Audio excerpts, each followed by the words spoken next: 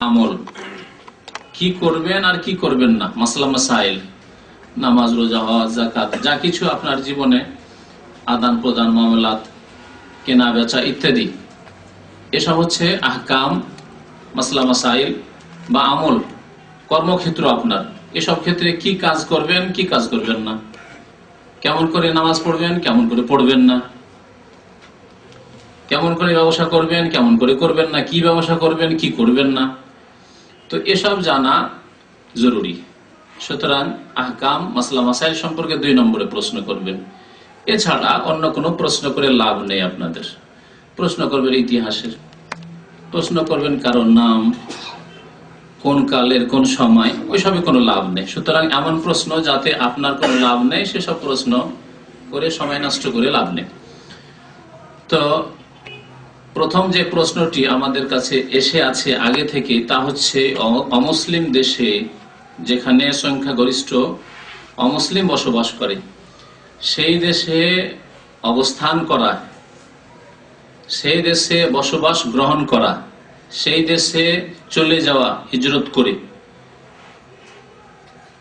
এর হুকুম কি শরীয়তে জায়েজ না জায়েজ নয়?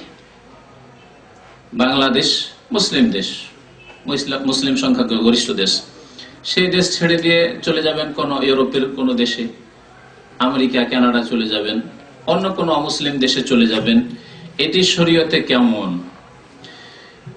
এই প্রশ্ন অত্যন্ত গুরুত্বপূর্ণ আমাদের আজকালকার জামানায়। কারণ একটু অল্প শিক্ষিত হলেই ওর প্রথম স্বপ্ন হচ্ছে ইউরোপ, আমেরিকা চলে যাওয়া, কাফের দেশে চলে যাওয়া, সেখানে গেলে বেশি আরাম পাবো, সেখানে গেলে বেশি পয়সা অর্জন করতে পারবো, সেখানে গেলে দুনিয়া পাবো ইত্যাদি। আর যারা বেশি পড়াশোনা করতে পারেও নি, তারাও তাদের পিছনে পিছনে ছুটেছে। যারা পড়াশোনা তো করতে পারিনি, তো আমরা এত পিছিয়ে থেকে যাব, পয়সার ক্ষেত্রে তো কিছু এগোতে হবে। সুতরাং তারাও যা হোক না কেন, আর যেইভাবে হোক না কেন, যা করতে হোক না কেন, সেখানে গিয়ে সে মদের বোতল তুলে দিতে হোক কাস্টমারকে, মদের দোকানে চাকরি করতে হোক, শোরের গোশত পরিবেশন করতে হোক হোটেলে। আর এই হচ্ছে সেখানকার হোটেল, পশ্চিমা দেশগুলির হোটেলে এই 2টি জিনিস হচ্ছে প্রধান খাদ্য। তো এসব কাজে অধিকাংশ অশিক্ষিত সমাজ চলে যাচ্ছে। শিক্ষিত সমাজ যদিও হয়তো এইসব কাজে যায় না, কিন্তু সেখানে যায় স্বামী স্ত্রী একসাথে কাজ করতে হবে, কারণ ডলারে আই ইনকাম, পাউন্ডসে আই ইনকাম। সুতরাং এখানে কোন রকমের ঘাটতি রাখতে হবে না। আমার একা কাজ করে হবে না, আমার স্ত্রীও কাজ করাতে হবে। ছেলে মেয়েদের দেখাশোনা কে করবে? তার জন্য বুড়ো মা বাবাকে নিয়ে যায়। মা বাবাকে কখনো নিয়ে যেত না যদি এই গরজ না থাকতো। শুনে রাখেন একটি কথা, এদের অধিকাংশ লোকেরা মা বাবাকে বাংলাদেশ থেকে, ভারত থেকে, পাকিস্তান থেকে এই জন্য উঠিয়ে নিয়ে যায় যে তাদের ছেলে মেয়েগুলো দেখাশোনা করতে হয় বাড়িতে, আর তারা স্বামী স্ত্রী অবাধ মেলামেশায় সেখানে চাকরি করবে। আর এমনও চাকরি করে যে স্বামী স্ত্রীতে মাসকে মাস দেখা সাক্ষাৎ হয় না। একজন নাইট ডিউটি করে, আর একজন ডে ডিউটি করে, দেখা সাক্ষাৎ হয় না। 10 মিনিটের জন্য কোনোদিন দেখা সাক্ষাৎ হলেও সেখানে কথা বলার সুযোগ নেই, ক্লান্ত হয়ে আসে। যে ডিউটি করে আসে সে ক্লান্ত থাকে। এইভাবে স্বামী স্ত্রীর সম্পর্ক কত যে খারাপ হয়েছে, আর এরকম কত ঘটনা আমাদের পকেটে রয়েছে, সত্য ঘটনা। জি, তার একটি ঘটনা হচ্ছে যে এখানে এক লোক ছিল, সে বিয়ে করে চলে যায়, স্বামী স্ত্রী দুজন পশ্চিমা দেশে চলে যায়। যাওয়ার পরে দুইজন এইরকমই ডিউটি করে, একজন নাইট শিফটে ডিউটি করে, একজন দিনে ডিউটি করে। দেখা সাক্ষাৎ তেমন হয় না। ওর স্ত্রী যেই সময় ডিউটি করে, ওই সময় ডিউটিতে এক ইউরোপিয়ান থাকে, ওর সাথে ওর প্রেম হয়ে যায়। একে তো দেখা সাক্ষাৎ হয় না স্বামী স্ত্রীতে, তারপর আবার প্রেম হয়ে গেছে অন্যের সাথে। আর কি স্বামীকে ভালোবাসে? স্বামীর সাথে কোনো সময় যদি 10 মিনিটের জন্য দেখা সাক্ষাৎ হয়, ওই ডিউটিতে একজন যাচ্ছে, চলে যাচ্ছে বিদায় হয়ে, আরেকজন ঢুকছে বাসাতে, এই অবস্থায় কথা ভালো করে বলে না। এই করে আপোষে শত্রুতার কত কি ঘটনা হয়ে শেষে তাদের তালাক হয়ে গেছে। আর ওই খ্রিস্টানের সাথে মহিলা মুসলমান বেরিয়ে চলে গেছে। ইন্না লিল্লাহি ওয়া ইন্না ইলাইহি রাজিউন। এইরকম বহু ঘটনা রয়েছে, হাদিস ওয়ালা হারাজ। যদি আজকে কোরআন হাদিসের বক্তব্য না করে যদি কিসসা কাহিনী বর্ণনা করি, যে ভারত, বাংলাদেশ, পাকিস্তান থেকে, উপমহাদেশ থেকে যেসব লোকেরা পশ্চিমা দেশে চলে যাচ্ছে তাদের দশা কি, তো বলে শেষ করা যাবে না। তো সেদিকে না গিয়ে আল্লাহ পাক রব্বুল আলামিন এ সম্পর্কে কি বলেছেন তা আপনাদেরকে শোনাই। সূরা নিসা আয়াত নম্বর 97, 98, 99, 100 এই পর্যন্ত এই মাসলাগুলি আল্লাহ পাক রব্বুল বর্ণনা করেছেন। বিশেষ করে আয়াত নম্বর 97 মহান আল্লাহ ইরশাদ করেছেন, ইন্নাল্লাযীনা তাওয়াফাহুমুল মালায়েকাতু যালিমি আনফুসিহিম, নিশ্চয় যেসব লোকেরা নিজের ওপর জুলম অত্যাচার করেছে। কিসের মাধ্যমে? অন্যায় করে, গুনহার কাজ করে। নিজের উপর জুলম করা মানে গুনহার কাজ করা, আর অন্যের উপর জুলম করা সেই ক্ষেত্রে হয়তো বাড়াবাড়ি, মারধর করলো, আত্মসাৎ করলো, বেঈমানি করলো, খুন করলো, এগুলো হচ্ছে অন্যের উপর জুলম করা, গুনাহ। আর নিজের উপরে নিজেই জুলম করা হচ্ছে যে কোনো গুনাহ। যে নামাজ পড়ে না সে নিজের উপরে জুলম করলো, যে মদ খেলো নিজের উপরে জুলম করলো, জি, যে মদের দোকানে চাকরি করলো, শরীরের গোস্ত পরিবেশন করলো, যে কাফের দেশে বসবাস গ্রহণ করলো, সে নিজের উপরেই জুলুম করলো। আল্লাহ বলছেন যালিমি আনফুসিহিম, যারা নিজের উপরে জুলম অত্যাচার করেছে, নিজের উপর জুলম অত্যাচার করেছে, তাদেরকে যখন ফেরেশতারা মৃত্যু দান করবে, তাওয়াফাতহুমুল মালায়েকা, ফেরেশতাগণ যখন তাদের আত্মাগুলি গ্রহণ করবেন, তখন ফেরেশতাগণ ওই অমুসলিম দেশে বসবাসকারী মুসলিমদের, যারা কাফেরদের মাঝে বসবাসের জন্য দিনকে জীবনের বিভিন্ন ক্ষেত্রে প্রতিষ্ঠা করতে বাধা পেয়েছে, প্রতিষ্ঠা করতে পারেনি, হারাম খেতে বাধ্য হয়েছে, শরীর গোস্ত খেতে বাধ্য হয়েছে, মদ খেতে বাধ্য হয়েছে, মদের দোকানে চাকরি করতে বাধ্য হয়েছে, শরীর গোস্ত খেতে বাধ্য হয়েছে, ইত্যাদি ইত্যাদি। এইভাবে নিজের ছেলে মেয়েদেরকে ইসলাম শিখাতে পারেনি, মেয়েরা বেহায়া বেপর্দা হয়ে গেছে, মেয়ে খ্রিস্টানের সাথে বেরিয়ে চলে গেছে। যালিমি আনফুসিহিম, এইভাবে যারা নিজের উপরে জুলম করেছে, তাদের যখন মৃত্যুর সময় আসবে, তাওয়াফাতহুমুল মালায়েকাতু যালিমি আনফুসিহিম ক্বালু, ফেরেশতারা বলবেন, ফিমা কুনতুম, তোমাদের কি অবস্থা ছিল, এমনটা কেন, কি করেছিলে এখানে এসে, ইউরোপে এসে, বাংলাদেশ ছেড়ে? ফিমা কুনতুম, কোথায় ছিলে, কি অবস্থায় ছিলে, তোমার মেয়ের খবর কি? মেয়ে চলে গেছে খ্রিস্টানের সাথে বেরিয়ে, এখানে তুকবাইতে এক লোক থাকতো, তুকবাতে খবর তুকবাই থাকতো, দুই মেয়ে নিয়ে ইউরোপ চলে যায়। তুকবাই এত সুন্দর ইসলামিক রাষ্ট্রে চাকরি ছেড়ে দিয়ে, হালাল রুজি ছেড়ে দিয়ে চলে গেল ইউরোপে। যাওয়ার পরে দুই মেয়েকে কলেজে ভর্তি করলো, দুই মেয়ে দুই খ্রিস্টানের সাথে বেরিয়ে চলে গেছে, বাঙালি। 5-7 বছর আগের ঘটনা, আমি দামে আসার পরে এই ঘটনা, আমার কাছে টেলিফোন আসলে এই অবস্থা। স্বামী স্ত্রী দুজনে, আর নেই কোনো ছেলে নেই, মেয়ে দুটো খ্রিস্টানের সাথে গেছে, হার্ট অ্যাটাক দুজনের। দুনিয়ার আযাব, আখিরাতে যে কি আছে তা শোনেন। এ তো দুনিয়ার আযাব, যে মেয়ে দুটো খ্রিস্টানের সাথে বেরিয়ে চলে গেল কাফের দেশে যাওয়ার কারণে। আখিরাতের আযাব, মৃত্যুর মুহূর্তে ফেরেশতা কি বলবেন? ক্বালু ফিমা কুনতুম, কি ব্যাপার, কি জন্য লন্ডন গিয়েছিলে, কি জন্য ফ্রান্সে গিয়েছিলে, কি জন্য আমেরিকা কানাডা গিয়েছিলে? তখন তারা বলবে, আর ওখানে কেন বসবাস করেছিলে? তারা বাহানা করবে, এদিক সেদিক ওজোর পেশ করবে, বলবে কুন্না মুস্তাযআফিনা ফিল আরদ, আমরা এসব দেশে এসে অত্যন্ত অসহায় হয়ে পড়েছিলাম, অত্যন্ত দুর্বল হয়ে পড়েছিলাম। মুস্তাযআফিনা ফিল আরদ, যে দেশে, যে জমিনে গিয়েছিলাম, যে ভূমিতে গিয়েছিলাম, সেখানে আমরা দুর্বল, অসহায়, সংখ্যালঘু ছিলাম, সেজন্য দিন পালন করতে পারিনি, নামাজ পড়তে পারিনি, মসজিদ পাইনি, আজান জীবনে শুনতে পাইনি, মেয়েদের পর্দা করাতে পারিনি, আমার স্ত্রীকে পর্দা করাতে পারিনি, অবাধ মেলামেশা করতে হয়েছে, আমার মেয়েকে, সাবালিকা মেয়েকে, আমার স্ত্রীকে অন্য পুরুষের সাথে হাত মিলাতে হয়েছে। জি, একজন জার্মানে থাকে লোক, সে কয়েক বছর আগে হজের মোসামের সাথে দেখা, আরবিয়ান, সে স্ত্রীকে পর্দা করে নিয়ে এসছে হজের, স্বামী স্ত্রী বসে আছে। এমন এক জায়গায় সফর করছি বাসে, মক্কা থেকে ঠিক আসছি মেনার দিকে, মেনা আসতে ভিড়ে হজের দিনে 5 ঘন্টা লেগেছে। এই 5 ঘন্টায় সে পাশে আমার সিটে বসে কথা বলতে লাগলো, জার্মান থেকে এসছে। সেখানকার পর্দা মাথার উপরে, এর আগে বলেছি কিন্তু, মাথার উপরে ছোট্ট একটা স্কার্ফ বা রুমাল, যাই পর্দা তার মোটামুটি একটা ভালো আছে। তারপরে সে কি বলছে শোনেন, দাড়িওয়ালা মানুষ, দাড়িওয়ালা লোকের ইমান পশ্চিমা দেশে, ইউরোপ আমেরিকা গিয়ে কেমন বিকৃত হয়ে যায়, তাহলে বাকি লোকের ইমানের অবস্থা কি শোনেন।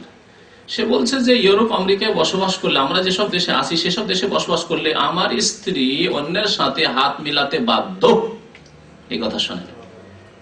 এই দাঁড়িয়ে নিয়ে একজন আরবিয়ান, তার আসল বাড়ি সিরিয়া অথবা কোনো দেশে, এইসব দেশে বা আলজেরিয়া, সে সেখানে যাওয়ার পরে কেমন ভাবে তার মন মেজাজ ইসলামিক মেজাজ থেকে বিকৃত হয়ে ইহুদি খ্রিস্টানের মেজাজ হয়েছে। হাত মেলাতে বাধ্য। সেখানে যদি হাতে হাত না মিলায় আমার স্ত্রী, তাহলে অভদ্র বলবে, সেই জন্য মিলাতে বাধ্য। তো দেখেন উত্তরটা এরকমই না, যে তোমরা এরকম কেন করেছিলে, ফেরেশতারা জিজ্ঞেস করবেন। তখন জবাব দিবে কুন্না মুস্তাদাফিনা ফিল আরদ, ওই সব দেশে আমরা অসহায় দুর্বল ছিলাম, সংখ্যায় শতকরা 2জন 3জন ছিলাম। আল্লাহ পাকের ফেরেশতাগণ তখন কি বলেন, কালু আলাম তাকুন আরদুল্লাহি ওয়াসিআ, অসহায় ছিলে ইউরোপ আমেরিকা গিয়ে, আল্লাহর জমিন প্রশস্ত ছিল না, পৃথিবী কোষাদা ছিল না, আর অন্য কোন দেশ ছিল না, মুসলিম দেশ ছিল না যেখানে চাকরি করতে, যেখানে বসবাস করতে, যেখানে থাকতে। আলাম তাকুন আরদুল্লাহি ওয়াসিআ ফাতুহাজিরু ফিহা, সেখানে হিজরত করে যেতে, সেখানে বসবাস গ্রহণ করতে, তোমার দ্বীনকে জীবনের প্রতিটি ক্ষেত্রে বাস্তবায়ন করার জন্য। আল্লাহ পাক তারপরে বলছেন ফাউলাইকা মাওয়াহুম জাহান্নাম, যারা কাফের দেশে সংখ্যাগরিষ্ঠ কাফেরদের মাঝে বসবাস করে ঈমানকে হারিয়েছে, নেক আমলকে হারিয়ে পাপে লিপ্ত হয়েছে, তাদের ঠিকানা, তাদের বাসস্থান কি? ফাউলাইকা মাওয়াহুম জাহান্নাম, তাদের বাসস্থান জাহান্নাম। ওয়াসাআত মাসীরা, তাদের পরিণাম খুব খারাপ। স্বয়ং আল্লাহ পাক বলছেন ওয়াসাআত মাসীরা। এই হাদিসের ব্যাখ্যায় যে হাদিস রয়েছে নবী করিম সাল্লাল্লাহু আলাইহি ওয়াসাল্লাম থেকে আব্দুল্লাহ বিন আব্বাস রাদিয়াল্লাহু তাআলা আনহুমা, আল্লাহ নবী চাচাতো ভাই আব্বাস রাদিয়াল্লাহু আনহু, আল্লাহ রাসূলের চাচা, তার ছেলে, বর্ণনা করেছে আন্না ওয়ানাসাম মিনাল মুশরিকিন, বুখারী শরীফের হাদিস। এই আয়াতের শানে নুজুলে বা এই আয়াতের ব্যাখ্যায় বলছেন যে কিছু মুসলমান কানু মাল মুশরিকিন, এরা বসবাস করত মুশরিকদের এলাকায়, মুশরিকদের গ্রামে, কাফেরদের গ্রামে, কাফেরদের এরিয়াতে বসবাস করত। ইউকসিরুনা বা ইউকাসসিরুনা সাওয়াদ আল মুশরিকিন, কাফেরদের গ্রামে, কাফেরদের এলাকায় যদি মুসলিম বসবাস করে, তো এমনি জানা আছে এই গ্রামটি হচ্ছে কাফের গ্রাম, খ্রিস্টান গ্রাম, ইহুদি গ্রাম, তাহলে ওই মুসলিম শতকরা 10 জন বা 5 জন মুসলিম থাকলে বলবে না যে এখানে মুসলিম আছে, বা বোঝাও যাবে না হয়তো। এতে সংখ্যা যেন বৃদ্ধি করলো কাফেরদের, গ্রামের সংখ্যা বাইরে থেকে লোক গণনা যখন করবে বাড়ির সংখ্যা, তখন মুসলিম বাড়িগুলো ওই ভাববে যে যখন খ্রিস্টান গ্রাম, খ্রিস্টান এলাকা, তখন এরাও হয়তো খ্রিস্টান। বা ওখানে বাইরে থেকে কোনো লোক দেখলে এত সংখ্যক লোক বাস করে, আর এটি হচ্ছে খ্রিস্টান এরিয়া, খ্রিস্টান গ্রাম, তাহলে খ্রিস্টানদের সংখ্যা বাড়ালো। ইউকাসসিরুনা সাওয়াদ আল মুশরিকিন, মুশরিক, পৌত্তলিক, অগ্নি পূজক, মূর্তি পূজক, এদের সংখ্যা বাড়ালো। রাসূলুল্লাহ সাল্লাল্লাহু আলাইহি ওয়াসাল্লামের খেলাফ, অর্থাৎ রাসূলুল্লাহ সাল্লাল্লাহু আলাইহি ওয়াসাল্লাম তখন সাহাবায়ে কেরামদেরকে নিয়ে জিহাদ ফি সাবিলিল্লাহ করছেন। আর যখন ওই এলাকায় যাবেন ইসলামের দাওয়াত নিয়ে বা জিহাদ ফি সাবিলিল্লাহর উদ্দেশ্যে, তখন মুসলিম মুজাহিদিনরা দেখবেন যে এখানে কত সংখ্যা রয়েছে, ওখানে বাছাই করে বোঝা যাবে না যে কজন এখানে মুসলমান আছে না আছে এই কাফেরদের মাঝে। ফায়াতিস সাহম, যুদ্ধ যখন চলছে, তো অনেক সময় তীর এসে, মুসলিমদের তীর এসে যখন ওই কাফেরদের এরিয়াতে পড়লো, এলাকায় পড়লো, ওখানে শতকরা 10 জন যে মুসলিম বাস করে তাদের উপরে এসে পড়লো, আহত হলো বা নিহত হলো কাফের, তার সাথে সাথে মুসলিমও নিহত হলো, আহত হলো। ফায়ুরমা ফায়ুসিবু আহাদাহুম, ওই মুসলিম যারা ওই মুশরিকদের মাঝে বাস করে তাদেরকে লাগলো, ফায়াকতুলু আও ইয়াদরিবু, হয় আহত হলো না হয় নিহত হলো। আল্লাহ পাক রব্বুল আলামিন তাদের মারফা আনজালাল্লাহু তাআলা এই আয়াত নাযিল করলেন, ইন্নাল্লাযিনা তাওয়াফাহুমুল মালায়েকাতু যালিমি আনফুসিহিম, কাফেরদের গ্রামে, কাফেরদের শহরে, কাফেরদের এলাকাতে যারা বসবাস করলো, তারা নিজের উপরে জুলম করলো, তাদের এই অবস্থায় যখন ওয়াফাত হলো, ইন্তেকাল হলো, তখন ফেরেশতাগণ তাদেরকে, আল্লাহ নবীর জামানার সাহাবায়ে কেরাম হয়তো তারা জি আল্লাহ রসুলকে দেখে যদি মুসলমান হয়ে থাকেন, আর যদি দেখে নাও মুসলমান হয়ে থাকেন, শুনে শুনেই মুসলমান হয়ে থাকেন, আর না এসে থাকেন আল্লাহ নবীর সাথে সাক্ষাতে, তবু আল্লাহ নবীর জামানার মুসলিম, তাদের সম্পর্কে আল্লাহ বলছেন এই আয়াতে যে ফেরেশতাগণ তাদেরকে শাসানিমূলক জিজ্ঞাসা করবেন, কি ব্যাপার, তোমরা কাফেরদের গ্রামে কেন বসবাস করেছিলে? আমরা দুর্বল অসহায় ছিলাম। ফেরেশতারা বলবেন, আল্লাহর জমিন কি প্রশস্ত ছিল না? হিজরত করে কেন মদিনা চলে আসনি? যে এলাকায় মুসলিমরা আছে সেই এলাকায় কেন চলে আসনি? তোমাদের বাসস্থান হচ্ছে জাহান্নাম। তো এই অমুসলিম দেশে বসবাস সম্পর্কে এই আয়াত এবং এই আয়াতের শানে নজরুল বুখারী শরীফের এই হাদিসটি শুনলেন। আরেকটি হাদিস শোনেন। নবী করিম সাল্লাল্লাহু আলাইহি সাল্লামের জামানায় একটি অভিযান পাঠিয়েছিল। অভিযান মানে এমন একটি সেনা দল বা মুজাহিদিনদের দল, যেই দলে নবী সাল্লাল্লাহু আলাইহি সাল্লাম হাজির হতেন না, সারিয়া বলে আরবি ভাষায়। এই অভিযান পাঠিয়েছিলেন নবী সাল্লাল্লাহু আলাইহি ওয়াসাল্লাম খাস গোত্রের দিকে। কিছু লোকেরা কলেমা না পড়ে সিজদায় পড়ে গেল। সিজদায় পড়ে গেল, দেখাতে চলে যে আমরা সিজদায় পড়ে গেলাম, তার মানে আমরা মুসলমান। বলছেন সাহাবায়ে কেরামরা যারা গিয়েছিলেন এই অভিযানে, তারা ভাবলেন যে এরা জীবন বাঁচানোর জন্য, আত্মরক্ষার জন্য সিজদায় পড়ে গেছে, কারণ এই এলাকা সব কাফের এলাকা, অমুসলিম এলাকা। এরা তখন জিহাদ শুরু করে দিয়েছেন, এর মধ্যে এরাও হত্যা হয়ে গেল। ফাবালাগা যালিকা নবী সাল্লাল্লাহু আলাইহি ওয়াসাল্লামের কাছে এই সংবাদ পৌঁছলো যে কিছু লোকেরা মুসলমান ছিল কিন্তু কাফেরদের এলাকায় বসবাসের জন্য সাহাবারা বুঝতে পারেননি, তাদেরকে হত্যা করে ফেলেছেন। ফাআমার আলাহুম বিনিসফিল আকল, নবী করিম সাল্লাল্লাহু আলাইহি ওয়াসাল্লাম তাদের দিয়াত মানে রক্তপণ দিতে বললেন, কিন্তু অর্ধেক। একজন মুসলিমের রক্তপণ হচ্ছে 100টি উট। 100টি উট। একজন মুসলিমকে যদি ইচ্ছা করে হোক আর অনিচ্ছাকৃত হোক, ভুল করে হোক, যদি হত্যার বদল হত্যা না নেয়, ইচ্ছা করে হয়, ইচ্ছা করে খুন করেছে কিন্তু হত্যার বদল হত্যা নেবে না, মাফ করে দিল, তাহলে রক্তপণ দিয়াত নিতে পারে। দিয়াত হচ্ছে 100টি উট, আর অর্ধেক দিয়াত হচ্ছে 50টি। তাহলে কাফের এলাকায় বসবাসের জন্য নবী সাল্লাল্লাহু আলাইহি ওয়াসাল্লাম কি করলেন? অর্ধেক দিলেন রক্তপণ, দিয়াত। ফুল পুরো 100 উট তারা পেল না, বা তাদের আত্মীয়রা পেল না।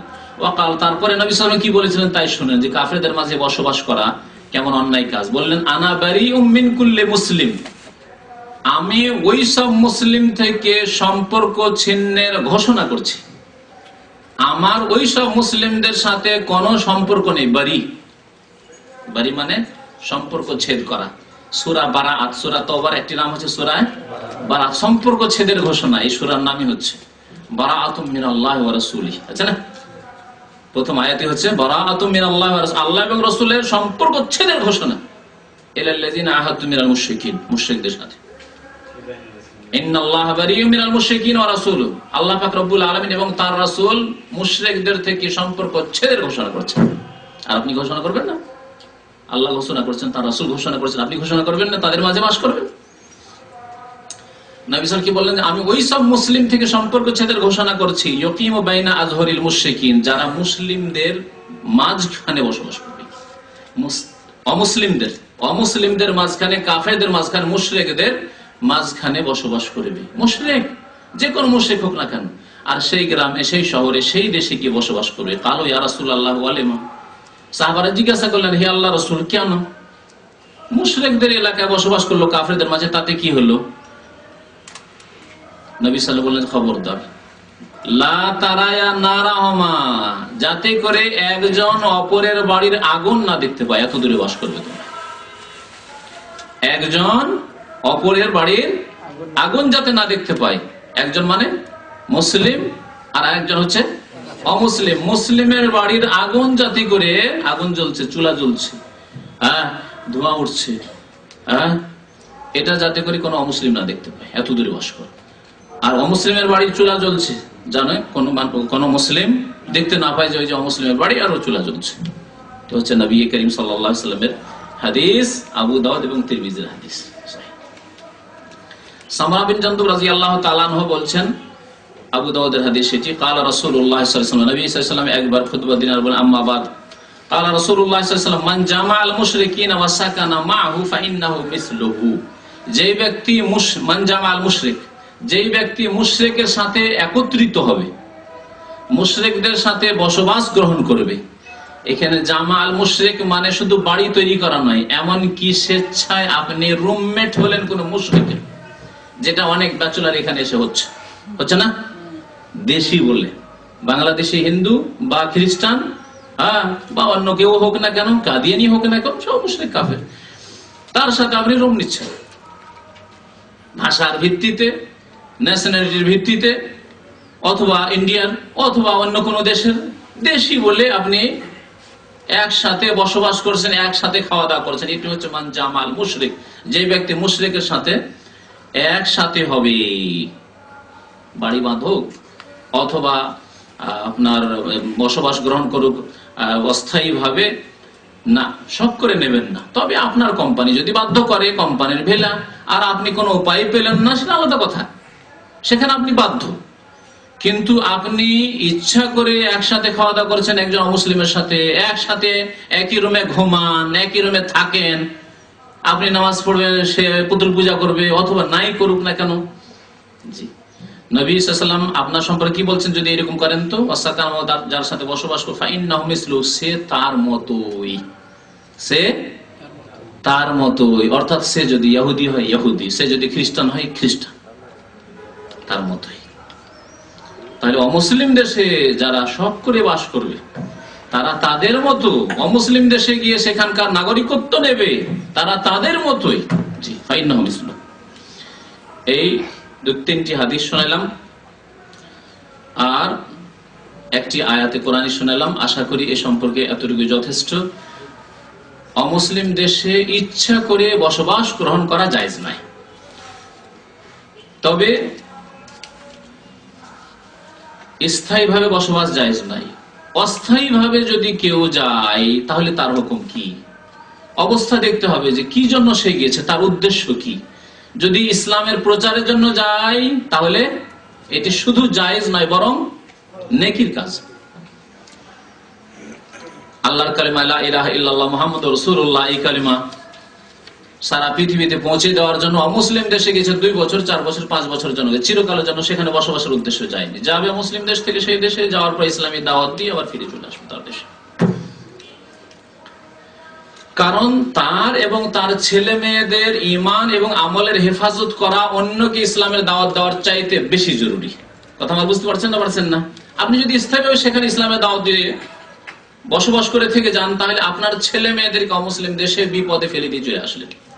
আর সবচেয়ে বড় এই বিপদ হচ্ছে ঈমান হারিয়ে যাওয়ার বিপদ। ঈমান হারিয়ে যাওয়ার বিপদ, কুফরিতে লিপ্ত হওয়ার বিপদ, শিরক বিদআতে লিপ্ত হওয়ার বিপদ, ইসলাম পালন না করতে পারার বিপদ। সুতরাং আপনার ছেলে মেয়েদের হেফাজত আগে করতে, কু আনফুসাকুম ওয়া আহলিকুম নারা, নিজেকে বাঁচাও আর নিজের পরিবারকে প্রথম বাঁচাও, তারপর অন্যদেরকে কলমা পড়িয়ে মুসলমান করে জাহান্নাম থেকে বাঁচাবার চেষ্টা করো। তার ইসলামের দাওয়াতের ক্ষেত্রে গেলেও সেখানে অস্থায়ী ভাবে গিয়ে থাকতে হবে এবং সেখান থেকে ইসলামের দাওয়াত দেওয়া হলে আবার ফিরে আসতে হবে। এটি হচ্ছে নেকির কাজ। পড়াশোনা, এমন উচ্চ শিক্ষা নিতে যাচ্ছেন যেটি মুসলিম দেশের নেই, যদি এরকম হয় তাহলে যাওয়া যাবে, না হলে যাওয়া যাবে না। মুসলিম দেশে যদি পড়াশোনার ব্যবস্থা থাকে তাহলে অমুসলিম দেশে পড়াশোনার জন্য যাওয়া জায়েজ নয়। যেমন কিং ফাহাদ পেট্রোলিয়াম ইউনিভার্সিটিতে পড়াশোনার, ইঞ্জিনিয়ারিং, ওই সব ডিপার্টমেন্ট আছে। আমি ওখানে দীর্ঘদিন বক্তব্য করতে যেতাম, যেখানে গিয়ে দেখলাম যে ওখানে সবগুলো ডিপার্টমেন্ট আছে পড়াশোনার। আর এখানে হয়তো MA অথবা PhD তে অ্যাডমিশন হয়ে গেছে বাংলাদেশের ছেলেদের, তার এখানকার অ্যাডমিশন ছেড়ে দিয়ে ও পেলো কোথায়, কানাডায় পেলো, কোথায় আমেরিকায় পেলো, কোথায় আর কোনো দেশে পেলো, ইউরোপের কোনো দেশে পেলো, সেখানে চলে গেল সব করে। এটি জায়েজ নাই। তবে এমন কোন পড়াশোনা যেটি জাতির জন্য জরুরি, আপনার জন্য, আপনার জাতির জন্য জরুরি, আর আপনার দেশে সেই পড়াশোনা নেই, অথবা অন্য কোনো মুসলিম দেশে সেই বিকল্প পড়াশোনা নেই, তাহলে অমুসলিম দেশে যাওয়া জায়েজ হবে শুধু পড়াশোনার উদ্দেশ্যে। পড়াশোনা শেষ হলে আবার ফিরে আসতে হবে, চাকরি করবে এবং সেখানকার নাগরিকত্ব নেবে, গ্রিন কার্ড নেবে আর থাকবে, এটি জায়েজ নাই। জি, এইরকম ব্যবসা বাণিজ্যের ক্ষেত্রে, ব্যবসা বাণিজ্য যদি এমন কোন মাল সামান হয় যেটা নেওয়ার জন্য মুসলিম দেশে যেতেই হচ্ছে, তাহলে যতক্ষণ প্রয়োজন সে প্রয়োজন পুরা করে আপনি আবার মুসলিম দেশে ফিরে আসেন। অমুসলিম দেশে স্থায়ীভাবে বসবাস করা জায়েজ নয়। এটি হচ্ছে শরীয়ত। আল্লাহ পাক রব্বুল আলামিন যেন মুসলমানদেরকে বোঝার এবং তাদের ঈমান এবং আমলের হেফাজতের তৌফিক দান করেন, আমিন। এখন আপনাদের অন্য প্রশ্নগুলির উত্তর দিচ্ছি। যেসব ভাইরা প্রশ্ন করবেন তারা এখানে প্রশ্ন পাঠিয়ে দেবেন। আপনি প্রশ্ন একটু বাছাই করুন। ঈমান এবং আমলের সাথে, আকীদা এবং মাসলা মাসাইলের সাথে সম্পর্কীয় প্রশ্নগুলি দেন এখানে। এক ভাই জিজ্ঞাসা করেছেন, নবী সাল্লাল্লাহু আলাইহি ওয়াসাল্লাম বলেছেন জাহান্নামে মহিলাদের সংখ্যা বেশি, এর কি বিশেষ কোনো কারণ আছে? নবী করিম সাল্লাল্লাহু আলাইহি ওয়াসাল্লাম ওহীর মাধ্যমে কথা বলতেন। ওহীর মাধ্যমে কথা বলতেন, ওহী ছাড়া কোনো কথা বলেননি। নবী সাল্লাল্লাহু আলাইহি ওয়াসাল্লামের কাছে ওহী হয়েছে যে মহিলারা অধিক সংখ্যায় জাহান্নামে যাবে। সুতরাং এ কথা চিরসত্য। কেন যাবে এ সম্পর্কে নবী কারীম সাল্লাল্লাহু আলাইহি ওয়াসাল্লাম ইঙ্গিত দিয়েছেন, বলেছেন তুকসিরনা লানা ওয়া তাকফুরনাল আশির। মহিলাদের খারাপ স্বভাব একটি হচ্ছে যে তারা অল্পতেই গালিগালাজ করে, গালমন্দ করে, অধৈর্য হয়ে যায়, গালমন্দ করে, এই একটি স্বভাব। ওটি দিয়ে দেন, যেটা ওটি দেখা আছে ওটি কেমনি দিন। আর স্বামীর তোমরা নাশুকরি করো, অকৃতজ্ঞ হও। স্বামী এত মেহনত করছে, পরিশ্রম করছে, বিদেশে থাকছে, কত কষ্ট করছে, জন্মজুরের কাজ করছে, করে খাবার দিচ্ছে, কাপড় দিচ্ছে, তাতে খুশি না। যদি কোনো মাসে একটু কম দিতে পারে বা কোনো একবার ছুটিতে গেলেন দেশে, যাওয়ার পর একটু ভালো কিছু উপহার দিতে পারলেন না, তো এমন মন অসন্তুষ্ট যে জীবনে তোমার ঘরে এসে সুখ পেলাম না। এইরকম খারাপ স্বভাব মহিলাদের রয়েছে, অধিকাংশ মহিলাদের। তাই অধিকাংশ জাহান্নামে যাবে, নবী সাল্লাল্লাহু আলাইহি ওয়াসাল্লাম বলেছেন। আর তাদের ধর্মীয় ক্ষেত্রেও ত্রুটি রয়েছে, যার কথা নবী করিম সাল্লাল্লাহু আলাইহি ওয়াসাল্লাম ইঙ্গিত করেছেন। মহিলাদের দ্বারা পাপের কাজ বেশি হয় অশ্লীল কাজের ক্ষেত্রে, ব্যভিচারের ক্ষেত্রে। তাই আল্লাহ পাক রব্বুল আলামিন যখন জেনা ব্যভিচারের শাস্তির কথা বলেছেন সূরা নূরে, তখন প্রথম জেনাকারিনীর কথা বলেছেন, আয-যানিয়াতু ওয়াজ-যানি, প্রথম মহিলার কথা বলেছেন। তারপরে আয-যানি ব্যভিচারকারী পুরুষের কথা বলেছেন। কি হিকমত, কি রহস্য! আল্লাহ মহিলার নাম কেন আগে বললেন, আগে পুরুষের নাম? অন্যান্য ক্ষেত্রে পুরুষের নাম আল্লাহ পাক রব্বুল বলেছেন। চুরির ক্ষেত্রে ওয়াস-সারিকু ওয়াস-সারিকাতু, প্রথম পুরুষ চোরের কথা বলেছেন, তারপরে মহিলা চোরের কথা বলেছেন ওখানে। তাই অশ্লীল কাজগুলির ক্ষেত্রে বাড়াবাড়ি বা সীমালঙ্ঘন বা প্রলোভন ইত্যাদি মহিলাদের পক্ষ থেকে বেশি হয়ে থাকে। রাস্তাঘাটে বেহায়া বেপরদা মহিলারা না বেরোলে সমাজে, দেশে এত বেশি জেনা ব্যভিচার হতো না। তারা যদি পর্দার মধ্যে থাকতো, তারা যদি বাড়িতে বসবাস করত, পর্দা সম্পর্কে গত আগের সপ্তাহে আলোচনা করেছি।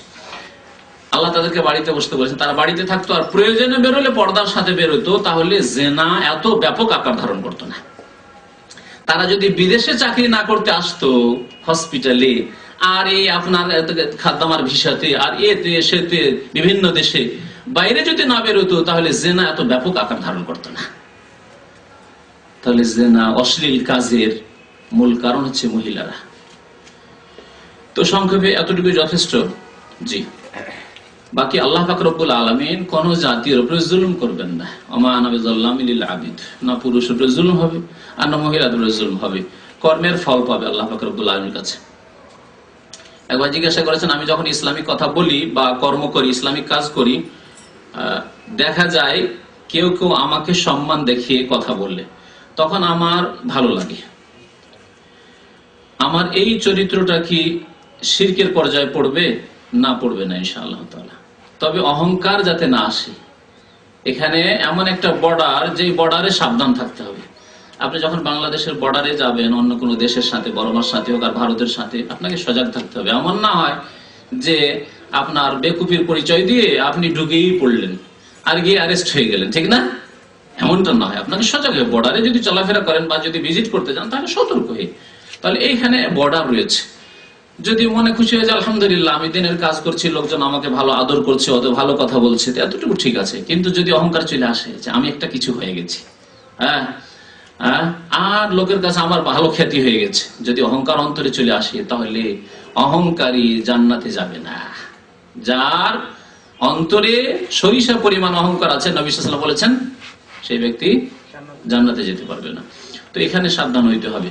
কিন্তু যদি ভালো কাজ করার পরে মনে খুশি হয়, ভালো আমল, তাহাজ্জুদ পড়তে পারলেন, মনে খুশি হইল, বা ভালো কথা বলতে পেরেছেন, মনে খুশি হলো, তারপরে লোকে কিছু প্রশংসা করলো, শুনলেন যে লোকে প্রশংসা করছে আপনার, তাহলে একে নবী সাল্লাল্লাহু আলাইহি ওয়াসাল্লাম বুশরা আজিলিল মুমিন, শুনে রাখবেন হাদিসের কথা। নবী সাল্লাল্লাহু আলাইহি ওয়াসাল্লাম বলেছেন, এক সাহাবী এই প্রশ্নই করেছিলেন, তখন নবী বলেছিলেন সাল্লাল্লাহু আলাইহি ওয়াসাল্লাম যে এটি হচ্ছে মুমিনের নগদ সুসংবাদ। নগদ, এটা ধারের সুসংবাদ আছে। কবরে যাবেন যখন সুসংবাদ, মৃত্যুর যখন মুহূর্ত আসবে, মালাকুল মউত আসবে, তখন ফেরেশতারা সুসংবাদ দিবে যে চলেন চলেন চলেন, হ্যাঁ, ওয়েলকাম করে নিয়ে যাবে, এই সুসংবাদ। আর জান্নাতে আবার সুসংবাদ রয়েছে। আর নগদ নগদ সুসংবাদ হচ্ছে যে আপনি ভালো কাজ করছেন, আলহামদুলিল্লাহ, লোকে আপনাকে ভালো বলছে, খারাপ বলে না, এটা মনটা খুশি হচ্ছে। বুশরা আজিলিল মুমিন। আর এই ক্ষেত্রে আর বলছেন যে যখন আমার এরকম মনটা হয়, চিন্তা করি যে আমি গুনাহগার হয়ে যাবো নাকি, তাই দাওয়াতি কাজ করতে আগ্রহ জাগে না, এখানে কিন্তু শয়তান সুযোগ নিচ্ছে। সাবধান, এইরকম শয়তান ওয়াসওয়াসা দিয়ে তোর মনে তো অহংকার চলে আসতে পারবে, তোর মনে তো এরকম খুশি চলে আসে, তোকে তো খুব লোকে ভালোবাসছে, তাহলে তুই এই কাজ বন্ধ করে দে। এই শয়তান এখানে কিন্তু সুযোগ নিচ্ছে, সাবধান। শয়তান আপনাকে তখন তাহাজ্জুদ ছাড়িয়ে দিবে, শয়তান তখন আপনাকে জামাতে যাওয়া ছাড়িয়ে, শয়তান তখন আপনাকে দিনের কথা বলা ছাড়াই দিবে, এই সুযোগ দেবে। এখানে শয়তানকে সুযোগ দিলে হবে না, এখানেও বর্ডার।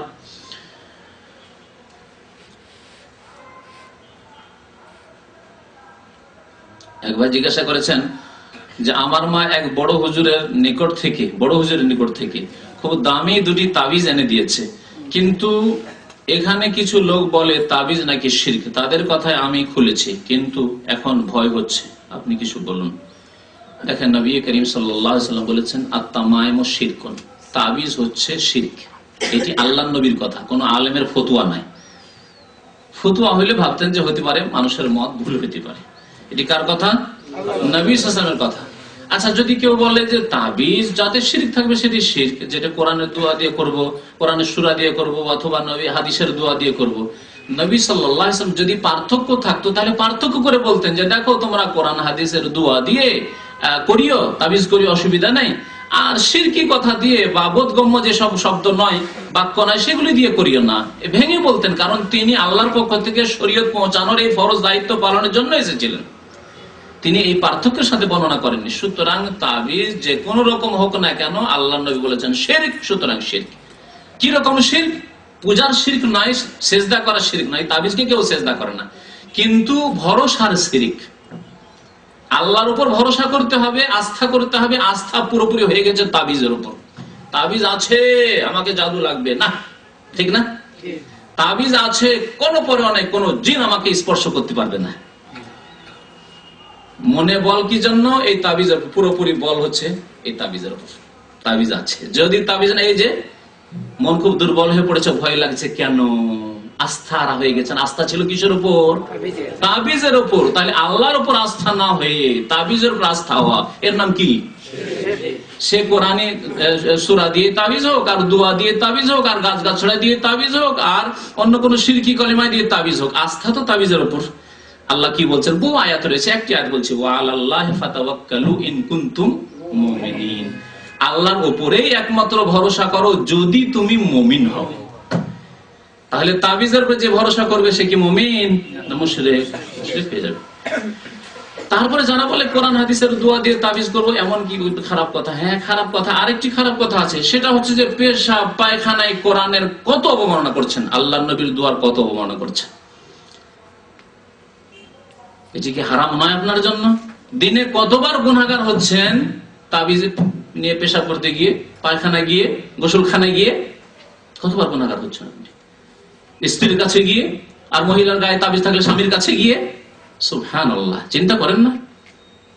তাহলে শিরক আছে, এবং এই কোরআন এবং হাদিসের, আল্লাহ এবং রাসূলের কথার অবমাননা, মানহানিও আছে, যা কুফরির আশঙ্কা নিয়ে আসে আপনার জন্য। সুতরাং খবরদার, তাবিজের উপর ভরসা না করে আল্লাহর উপর ভরসা করেন। যারা আমরা তাবিজ করি না, জীবনে লিখি না, তাদের কি ক্ষতি হয়েছে বলুন তো দেখি? আল্লাহ না চাইলে কারো ক্ষতি হবে না, আর আল্লাহ যদি চান কারো কোনো বালা মুসিবত, তাহলে ভালো মানুষ হলেও বালা মুসিবত আসতে পারে, পরীক্ষার জন্য আসতে পারে, আর খারাপের আযাব মুলুক আসতে পারে। খারাপের উপর বালা মুসিবত আযাব শাস্তি হিসাবে আসতে পারে, আর ভালো লোক শত লোকের উপর কোনো বালা মুসিবত বিপদ আপদ পরীক্ষার জন্য। দেখি পরীক্ষা আমার বান্দা পাস করছে কিনা। ইব্রাহিম আলাইহিস সালামকে পরীক্ষা করেছেন, ইউসুফ আলাইহিস সালামকে জেলে দিয়ে আল্লাহ পরীক্ষা করেছেন, আইয়ুব আলাইহিস সালামকে অসুস্থ করে আল্লাহ পরীক্ষা করছেন। সুতরাং আল্লাহর উপর ভরসা করেন, আর তাবিজ করবেন না। এই তাবিজের সাথে আরেকটি প্রশ্ন ছিল, মুখে আমাকে জিজ্ঞাসা করেছিল এক ভাই, সেটা হচ্ছে যে এক ভাই সুতা বেঁধে রেখেছে। সুতা অনেকে বালা রাখে, হ্যাঁ, পায়ে হোক, হাতে হোক, বাচ্চার কোমরে হোক, রাখে না? কালো হোক আর সাদাই হোক, যাই হোক না কেন, নবী করিম সাল্লাল্লাহু আলাইহি সাল্লাম নিষেধ করেছেন। একজনের হাতে খেত, মানে ওই টাকা সুতা বাঁধা ছিল। জিজ্ঞাসা করলেন যে কি বাবা? বলছে মিনাল ওয়াহেনা, আমার দুর্বলতা বা আমার এক রোগ আছে, সেই রোগের কারণে, রোগ থেকে আত্মরক্ষার জন্য সুতা বেঁধে রেখেছে, টাকা বেঁধে রেখেছে। নবী সাল্লাল্লাহু বললেন ফাইন্নাহু লা ইয়াজিদুকা ইল্লা ওয়াহনা, আরো বেশি তোমার রোগ বৃদ্ধি করবে। এই সুতাতে তোমার রোগ আরো বৃদ্ধি করবে। এক মনের রোগ ওয়াসওয়াসা, আর মনের দুর্বলতা, যে সুতা যদি বাই চান্সে ছিঁড়ে যায়, পড়ে যায়, তাহলে বিপদ হবে। কেউ যদি ছিঁড়ে নেয় মুশকিল হয়ে যাবে। আর সবচেয়ে বড় রোগ হচ্ছে শিরকের রোগ, কুফরির রোগ। ফি কুলুবিহিম মারাদুন ফাযাদাহুমুল্লাহু মারাদা। সূরা বাকারায় যে রোগের কথা, মারাজের কথা বলে, কোন রোগ? শিরকের রোগ, কুফরির রোগ। আপনার শিরকের রোগ কি? আরো কি বলেছেন নবী সাল্লাল্লাহু আলাইহি ওয়াসাল্লাম? শুনবেন, ওই হাদিসটি পুরো করি। ফাইন্নাকা লাউ মিত্তা, এই অবস্থায় তুমি যদি মরে যাও, ওয়াহি আলাইক, আর এই সুতা তাগা বালা যদি তোমার কাছে থাকে, তোমার হাতে কোমরে বা তোমার ছেলে মেয়ের হাতে কোমরে, বাড়িতে ইত্যাদি যদি থাকে, মা আফলাহতা আবাদা, কোনদিনই তুমি মুক্তি পাবে না, কখনো তুমি মুক্তি পাবে না। তাহলে ভালো করে শুনে রাখুন যে এসব করা শিরকি কাজ, তা করবেন। আল্লাহর উপর ভরসা করতে চেষ্টা করুন। দ্বীন ইসলাম প্রতিষ্ঠা করার ক্ষেত্রে মহিলাদের ভূমিকা কি হওয়া উচিত? দেখেন, দ্বীন ইসলাম প্রতিষ্ঠা মানে আজকাল রাজনৈতিক ব্যাখ্যা, পলিটিক্যাল ব্যাখ্যা আমরা বুঝে গেছি। সবচেয়ে বড় ভুল এখানে রয়েছে। দ্বীন ইসলাম প্রতিষ্ঠা মানে প্রথম হচ্ছে ব্যক্তি জীবনে প্রতিষ্ঠা। হ্যাঁ, সবচেয়ে বড়। দ্বীন কায়েম মানে আজকাল আমার দেশে কি বুঝেছে? এমন এক পলিটিক্যাল ব্যাখ্যা, ভুল ব্যাখ্যা ইসলামের করে দিয়েছে একজন চিন্তাবিদ ভারত উপমহাদেশের, যার নাম নেওয়ার প্রয়োজন নেই, অনেকেই বুঝছে না, না বুঝলে অসুবিধার নাম ধরা আমাদের উদ্দেশ্য না, সংশোধন উদ্দেশ্য। যার ফলে ইসলামের একেবারে ভুল ব্যাখ্যার উপর তারা চলে পড়েছে। ইসলাম কায়েম করতে গিয়ে সবচাইতে সহজ ইসলাম কায়েম করা হচ্ছে ব্যক্তি জীবনে, যেটা প্রথম শুরু করতে হবে। আল্লাহ কি বলছেন? কু আনফুসাকুম, তোমরা বাঁচাও কাকে? রাষ্ট্রকে, প্রধানমন্ত্রীকে, রাষ্ট্রপতিকে, হ্যাঁ, এমপিদেরকে, ওই সুপ্রিম কোর্টের জজ আর ব্যারিস্টারদেরকে। আল্লাহ বলছে আনফুসাকুম, নিজেকে বাঁচাও। তারপর আল্লাহ কি বলছেন? ওয়া আহলিকুম, তোমার পরিবারকে বাঁচাও নারান, জাহান্নাম থেকে। তাহলে দ্বীন প্রথম প্রতিষ্ঠা করতে হবে আপনার ব্যক্তি জীবনে। আপনাকে নিজে মুআহিদ তাওহীদবাদী মুসলিম হইতে হবে। আপনার আকীদা আমলে শিরকের গন্ধ না থাকে, আপনার কাজে কর্মে শিরকের গন্ধ না থাকে, হারাম খাওয়ার গন্ধ না থাকে, আপনার ফরজ ওয়াজিব তরকের ছেড়ে দেওয়ার গন্ধ না থাকে। 5 ওয়াক্ত নামাজ কায়েম করুন আপনি, আপনার স্ত্রী কায়েম করুন 5 ওয়াক্ত নামাজ, আপনার স্ত্রী হালাল রিজিক খাক। এই নিজের যখন দায়িত্ব হয়ে গেল, তাই নবী আপনার স্ত্রীর লজ্জা স্থানের হেফাজত করুক, আপনার স্ত্রী পর্দা করুক। তাই নবী করিম সাল্লাল্লাহু আলাইহি সাল্লাম রাষ্ট্রীয় ক্ষমতায় মহিলাদের কি ভূমিকা আছে এই কথা বলেননি? কি বলেছেন? আল মারআতু ইযা সাল্লাত খামসাহা। শুনে রাখুন ভালো করে হাদিস। মহিলাদের ডিউটি সামান্য ডিউটি আল্লাহ পাক দিয়েছেন, পক্ষান্তরে পুরুষদের অনেক বেশি ডিউটি রয়েছে, দায় দায়িত্ব অনেক বেশি পুরুষের। আল মারআতু ইযা সাল্লাত খামসা, মহিলা যদি 5 ওয়াক্ত নামাজ পড়ে, 5 ওয়াক্ত নামাজ পড়ে, ওয়া সামাত শাহরা, রমজান মাসে যদি রোজা রাখে, ওয়া আহসানাত ফারজাহা, আর লজ্জা স্থানের যদি হেফাজত করে, হারামে কোনোদিন লিপ্ত না হয়, বেহায়া বেপর্দা না হয়ে যায়, তার শরীরের কোন অংশ অপর পুরুষ যাতে করে আজনবী কেউ গায়ের মাহরাম না দেখে নেয়। আহসানাত ফারজাহা, আহসানাত ফারজাহা মানে এই নয় যে শুধু লজ্জা স্থানের হেফাজত করলো মানে বড় জেনায় লিপ্ত হইলো না, আর মাথার চুল কখনো খোলে, চেহারা গোলা থাকে, হাত খোলা থাকে, পা গোলা থাকে, শাড়ি আর ব্লাউজ পরে পেট পিঠ খোলা থাকে, এর মানে লজ্জা স্থানের হেফাজত না। মহিলাদের গোটা শরীর যেহেতু ঢাকার বস্তু, সুতরাং যেই ব্যক্তি বেহায়া বেপর্দা, যেই মহিলা, সে লজ্জা স্থানের হেফাজত করলো না, যদিও তার দ্বারা কোনোদিন বড় জেনা না হোক। কতটি বললাম? 3টা বলেছি। 4 নম্বরে ওয়া আতাআত বা'লাহা, স্বামীর যেই মহিলা আনুগত্য করলো, স্বামীর কথা মেনে চললো, হালাল ক্ষেত্রে, জায়েজ ক্ষেত্রে, ফরজ ওয়াজিব সুন্নাত থেকে শুরু করে জায়েজ পর্যন্ত। যেমনই হারামে নেমে আসবে, যদি স্বামী হারাম কাজের কথা বলে, স্বামী যদি অন্যায় কাজের কথা বলে, স্বামী যদি পাপের কথা বলে, শুনবে? শুনবে না। খুব তাড়াতাড়ি কথা বললাম, হয়তো অনেকে বুঝতে পারলেন কিনা। ফরজ কাজ আপনার জন্য ফরজ, স্বামী বলছে এই কাজটি করো, যাও নামাজ পড়ো, পড়বেন না? পড়বেন না? আচ্ছা। সুন্নত কাজ, যাও সুন্নতে নামাজ পড়ো, সোমবারে রোজা রাখো, বৃহস্পতিবার রোজা রাখো, শুনবেন না? শুনবেন না? স্বামী বলছে যে দেখো তুমি জায়েজের ক্ষেত্রে উদাহরণ দিই, পর্দা করে বাজারে যাওয়া প্রয়োজনে স্বামীর সাথে কেনাকাটার জন্য গেলেন, জায়েজ না জায়েজ নয়? স্বামীর সাথে বা আপনার বাবার সাথে, মহিলা বাবার সাথে গেল, আপন ভাইয়ের সাথে গেল, জায়েজ। কিন্তু স্বামী বলছে না তুমি যেও না, যা লাগবে আমি কিনে এনে দেবো, তোমার যাওয়ার দরকার নেই। তাহলে স্বামীর আনুগত্য করতে হবে না? হবে না? জায়েজের ক্ষেত্রে আনুগত্য। মসজিদে নামাজ পড়তে যাওয়া জায়েজ মহিলাদের জন্য, কিন্তু স্বামী বলছে দেখো আজকাল যুগ জামানা খারাপ, সুতরাং মসজিদে নামাজ পড়তে যাওয়ার কোনো প্রয়োজন নেই, বাড়িতে নামাজ পড়ো, পর্দার মধ্যে নামাজ পড়ো, খুশু খুশু করে বাড়িতে নামাজ পড়ো। শুনবেন না? শুনবেন না? মহিলা জায়েজ ক্ষেত্রেও। কিন্তু না জায়েজ যদি বলে, স্বামী বলছে যে দেখো তোমার বাবার সাথে কথা বন্ধ করে দাও, তোমার বাবা খারাপ মানুষ, তোমার তার সাথে কথা বলতে দেবো না, তোমার ভাইয়ের সাথে কথা বলতে দেবো না, আপন ভাই, তোমার মায়ের সাথে কথা বলতে দেবো না। তাহলে শুনবে না? শুনবে না, জায়েজ না। বোঝাবে স্বামীকে, নসিহত করবে, উপদেশ দেবে যে আরাম তুমি গুনাহগার হবে। আত্মীয়তা বিচ্ছিন্ন, আত্মীয়তার সম্পর্ককে বিচ্ছিন্নকারী লা ইয়াদখুলুল জান্নাহ, জান্নাতে দাখিল হবে না। তাহলে তুমি আমাকে জাহান্নামে নিয়ে যেতে চাও, আর তুমিও যাবে, যেহেতু তুমি আমাকে বাধ্য করছো, সুতরাং তুমিও জাহান্নামে যাও, আমাকেও জাহান্নামে নিয়ে যাবে। এরকম বহু উদাহরণ হতে পারে হারাম কাজের ক্ষেত্রে, হয়তো স্ত্রীকে বাধ্য করা। তো এই হচ্ছে ইসলাম প্রতিষ্ঠা। তারপরে ছেলে মেয়েদের লালন পালন বাড়িতে, কত কাজ বাড়িতে, ছেলে মেয়েদের লালন পালন, আপনার স্বামীর কাপড় চোপড় সাফ করা। আজকালকার মহিলারা স্বামীর কাপড় আয়রন করে দেয় না, আমি বহু ফ্যামিলির কথা জানি, এখানেও খবর রাখি, কারণ আমাদের যখন ঘরে ফ্যামিলি আছে তখন এগুলি কথা, যেহেতু আলহামদুলিল্লাহ আমার বাড়িতে জীবনে কোনোদিন আমি হয়তো স্পর্শ করি না, সবকিছু করে পাই, জাযাকুমুল্লাহ খাইর, কিন্তু অনেক সময় এই রসিকতার সাথে বলে যে অমুক নিজেই করে, অমুকেরা নিজেই করে। তাহলে যেই মহিলা নিজের স্বামীর কাপড়টা আয়রন করে দিতে পারে না, আর সে রাজনীতি করতে যাবে? সে এমপি হতে যাবে? নিজের দলকে প্রতিষ্ঠা করার জন্য বাংলাদেশ ইসলাম প্রতিষ্ঠা করার চিন্তা ভাবনা করছে, আরে বাড়িতে ইসলাম প্রতিষ্ঠা করতে পারে না, স্বামীর কাপড় সাফ করে দিতে পারে না, স্বামীর খাবার রেডি করে দিতে পারে না, ওই রেডি আছে, খেয়ে নাও, আমি শুয়ে আছি। আর সে আবার ইসলাম প্রতিষ্ঠা করবে? কোথায় ইসলাম প্রতিষ্ঠা করবে? এই বাড়িতে ইসলাম প্রতিষ্ঠা করতে হবে। ছেলে মেয়েদের সকাল বিকাল কোরআন নিয়ে বসতে হবে, কোরআন তেলাওয়াত শিখাতে হবে, দোয়াগুলি মুখস্থ করাতে হবে, জি, ইসলামের বিধিবিধান মুখস্থ করাতে হবে। এগুলি কাজ হচ্ছে। নাবালক ছেলে মেয়েগুলোকে নিয়ে বসবে, জি, তাদের খোঁজ খবর রাখবে। বাড়ি থেকে বাইরে গিয়ে 1 ঘন্টা 2 ঘন্টা আপনার ছেলে থেকে গেল, আপনার মেয়েটি থেকে গেল, কোথায় থাকলো, এই খোঁজ নেবে কে? আপনি তো 10 ঘন্টা ডিউটিতে বাইরে, আমি তো বিকাল 4টায় এসেছি, রাত 10টায় যাবো, তাহলে এই খোঁজ খবর রাখবে কে? এগুলি হচ্ছে ইসলাম প্রতিষ্ঠা, এগুলি হচ্ছে নারীদের ভূমিকা। আসল ভূমিকা ছেড়ে দিয়ে আর চলেছে রাজনীতি করতে, যে আরে অনেক মহিলা রাজনীতি করে তো প্রধানমন্ত্রী হয়েই গেল, আর আমরা কেন বসে থেকে, আমরাও হয় ইসলামের লেভেল লাগিয়ে। এই হলো ইসলামের বিকৃতি, ইসলামের বিকৃতি।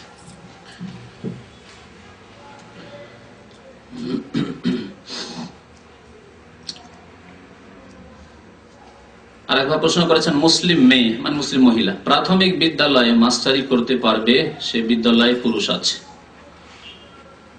প্রাথমিক বিদ্যালয় তো ছাত্র ছাত্রীদের ক্ষেত্রে না হয় বলা যায় যে এখানে নাবালক ছেলে আছে, সুতরাং এখানে ছাত্র ছাত্রীদের ক্ষেত্রে অসুবিধা নেই। কিন্তু সাথে যারা কলিগ আছে তারা কেমন? তারা কি সবাই মহিলা? যদি মহিলা হয় তাহলে অসুবিধা নেই, সব মহিলা রয়েছে। বাইরে হয়তো যে আপনার পাহারাদার আছে, গেটম্যান আছে, সেই শুধু পুরুষ, আর ভিতরে সব মহিলা আছে, তাহলে জায়েজ রয়েছে। কিন্তু যদি কলিগ যারা অন্যান্য শিক্ষক রয়েছে সেগুলি যদি পুরুষ হয়, শিক্ষিকা আর শিক্ষক, যা ইন্ডিয়া বাংলাদেশ পাকিস্তান অবস্থা এরকম, শিক্ষক শিক্ষিকা একসাথে, যদিও মহিলা বিদ্যালয় লেখা আছে কিন্তু তাতে শিক্ষক হচ্ছে পুরুষ মহিলা 2 রকমই। তাহলে এইরকম ক্ষেত্রে যেহেতু ওই পুরুষ শিক্ষক সাথী সঙ্গীদের সাথে বসে মিটিং করতে হবে, অনেক সময় করতে হবে না, আলোচনা করতে হবে, দেখা সাক্ষাৎ রাত দিন হচ্ছে, এতে ইসলাম নষ্ট হয়ে যাবে। এইভাবে ইসলাম প্রতিষ্ঠা, এগুলো হচ্ছে ভূমিকা, যে এইরকম ক্ষেত্রে চাকরি করা যাবে না। চাকরি এমন জায়গায় করতে হবে যেখানে এসব ফিতনা থেকে নিরাপদ থাকে। হতে পারে অনেক সময় ফিতনার কারণ হয়ে যায়, ওই মহিলা যে মহিলা পুরুষের সাথে চাকরি করছে একসাথে, হয়তো মহিলার স্বামী দুর্বল, কোন দিক থেকে দুর্বল, সৌন্দর্যতায় দুর্বল, রূপে দুর্বল, অথবা পুরুষত্বে দুর্বল, অথবা যে কোনো দিকে দুর্বল, হয়তো আর্থিক দিক দিয়ে দুর্বল, আর ওই সাথে যে কলিগ পুরুষ আছে ওকে দেখেছে মাশাআল্লাহ খুব সুন্দর, মানে দেখতে সুন্দর, খুব সুন্দর, অথবা খুব টাকাওয়ালার ছেলে, পয়সাওয়ালার ছেলে। অনেক ঘটনা এরকম ঘটেছে, ওই স্বামীকে ছেড়ে দিয়ে ভিতর ভিতর আজকাল বাংলাদেশে তো মাশাআল্লাহ মহিলাও তালাক দিচ্ছে, কোর্টে গিয়ে নিজেই তালাক করলাম। আমার কাছে কত কাগজে বাংলাদেশ কোর্ট থেকে এসছে, মহিলা নিজেই তালাক করছে, যেটা শরীয়তে নেই। কোথায় আছে মহিলা তালাক দিবে?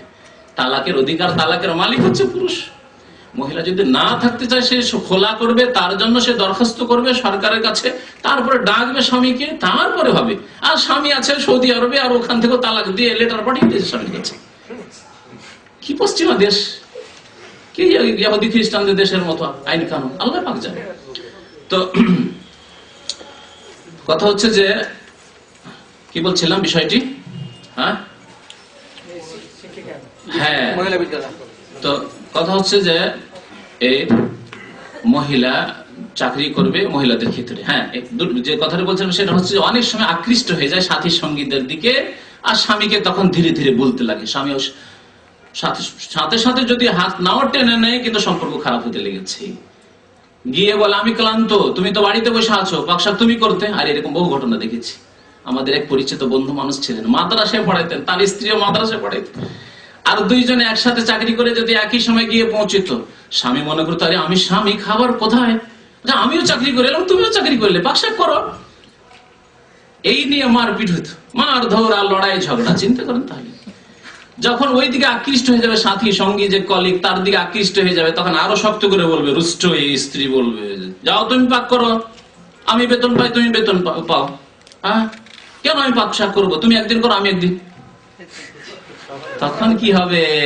তখন আপনি তালাক দিবেন। আর বাংলাদেশি তালাক তো জানেননি, হ্যাঁ, বিদাতিরা শিখিয়ে রেখেছে, এক তালাক নেই।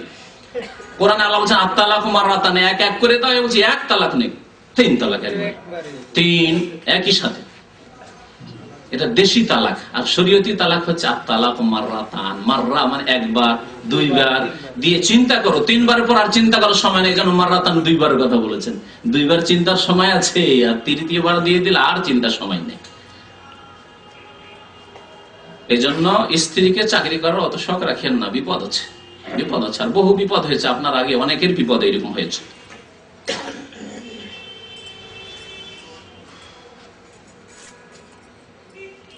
বর্তমানে যারা হকের ওপর আছেন তাদের লক্ষণ কি, আমরা কিভাবে তাদের অন্তর্ভুক্ত হতে পারবো?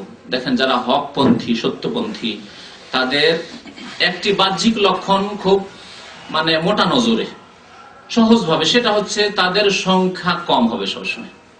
আল্লাহ বলছেন ওয়াকালিলুম মিন ইবাদিশ শাকুর, আমার শুকরগুজার বান্দার সংখ্যা কালিল, অত্যন্ত কম। তাহলে তাদের সংখ্যা সব জায়গায় কম হবে। যেখানে সংখ্যা গরিষ্ঠ দেখবেন সেখানে সন্দেহ নজরে, জিজ্ঞাসা চিহ্ন, যে এখানে সন্দেহ আছে, হক নেই এদের কাছে। দ্বিতীয় নম্বর কথা হচ্ছে যে যারা হকপন্থী, তাদের আরেকটি লক্ষণ হচ্ছে যে তারা সব সময় যে কোনো মাসলা মাসাইল বলুক, আকীদার ক্ষেত্রে, বিশ্বাসের ক্ষেত্রে হোক, আর আমলের ক্ষেত্রে হোক, নামাজ রোজা হজ যাকাতের ক্ষেত্রে হোক, আর ব্যবসা বাণিজ্য দুনিয়ার অন্য কোনো কাজের ক্ষেত্রে হোক, সব সময় বলবে যে এটি জায়েজ না জায়েজ। কেন? কারণ আল্লাহ বলেছেন বা রাসূল বলেছেন। তারা সবসময় কি বলবেন? কোরআনে আছে অথবা হাদিসে আছে। তারা বরাত দেবে, রেফারেন্স দেবে কোরআন হাদিসের, আল্লাহ এবং রাসূলের। পক্ষান্তরে বাতিলপন্থী বিদাতীদের লক্ষণ হচ্ছে তাদের পত্র পত্রিকাতে, তাদের ম্যাগাজিনে, তাদের আপনার বক্তব্যে, তাদের ফতুয়াতে, হ্যাঁ, কি পাবেন? এটি হচ্ছে আমাদের তরিকা, অথবা আমাদের বড়রা বলেছেন, অথবা আমাদের ফতুয়ার কিতাবে আছে। হাদিস কোরআন বলবেন না। ফতুয়া স্বামীতে আছে, না হয় ফতুয়া আলমগিরিতে আছে, না হয় অমুক কিতাবে আছে, বেহেশতি জেওয়ারে আছে, এইরকম কথাবার্তা। তাহলে খুব সহজ ভাবে পার্থক্য করার জন্য, হক এবং বাতিলের মাঝে পার্থক্য করার জন্য এটি একটি লক্ষণ রয়েছে। আর যারা হকপন্থী হবে তারা সত্যের উপর সবসময় অটল থাকবে। পরিবেশের চাপে কোনো সময় হক কথার দাওয়াত দেওয়া, হক কথা বন্ধ করে দেবে না, হক কথার দাওয়াত দিতেই থাকবে। যেইভাবে আল্লাহ সুযোগ দিয়েছেন সেইভাবে হক কথার দাওয়াত দিতে থাকবে। বক্তব্যের সুযোগ আসলে বক্তব্যের মাধ্যমে দেবে, লিখনির মাধ্যমে হলে লিখনির মাধ্যমে দেবে। যদি এইভাবে একসাথে একত্রিত করে না হয়, তো একা একা ভিন্ন ভিন্ন ভাবে লোকের সাথে সাক্ষাৎ করে কোরআন এবং হাদিসের দাওয়াত দিতে থাকবে তারা। এইভাবে হকপন্থীদের বিভিন্ন লক্ষণ রয়েছে, যেগুলি ইনশাআল্লাহ তাআলা বিস্তারিত আলোচনার আরো প্রয়োজন রয়েছে।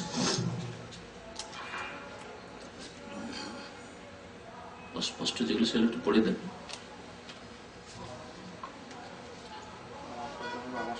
এক ভাই আরো জিজ্ঞেস করেছে তাবিজ ও তাগা ব্যবহার করা জায়েজ কি হয়ে গেছে? প্রশ্ন উত্তর হয়ে গেছে। জি, সব জায়েজ নয়।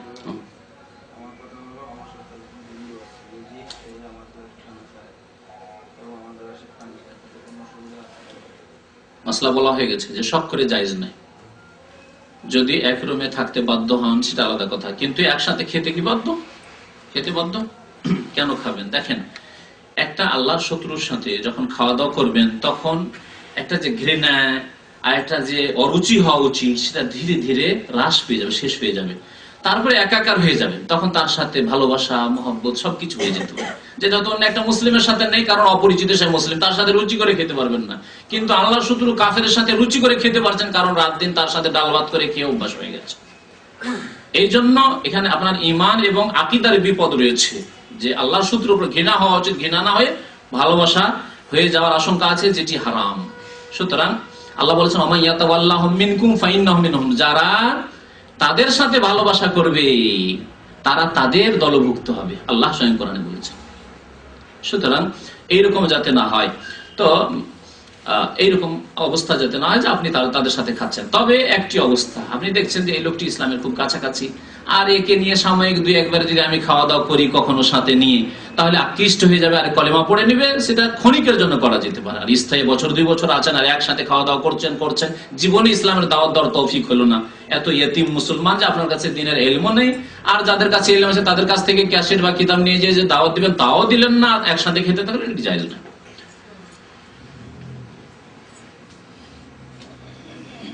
কোন ব্যক্তি মাঝে মধ্যে নামাজ পড়ে আবার মাঝে মধ্যে নামাজ ছাড়ে, যে অবস্থায় নামাজ পড়লো সে মুসলিম হয়ে গেল, আর যে অবস্থায় নামাজ ছাড়লো সে অমুসলিম হয়ে গেল।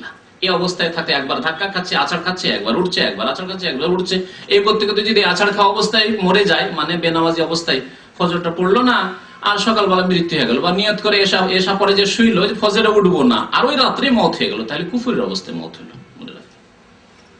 কারণ যদি অন্তর থেকে নামাজ পড়ে তো যেন সে তওবা করলো, আর যখন নামাজ ছেড়ে দিল আবার চলে গেল, ইসলাম থেকে বেরিয়ে চলে গেল। আবার যখন ফিরে আসলে অন্তর থেকে আমি আল্লাহকে ভালোবাসি, রাসূলকে ভালোবাসি, তাই নামাজ পড়ছি, সুতরাং তাকে বলা যাবে যে মুসলিম। তো এই অবস্থা কিন্তু ভয়ানক অবস্থা।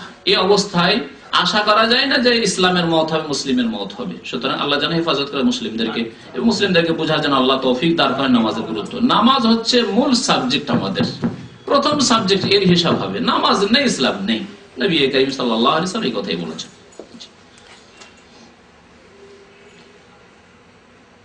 আর এই কুফরের অবস্থা যদি মত হয় তাহলে চিরকালে জাহান্নামে, তাও জিজ্ঞাসা করেছেন।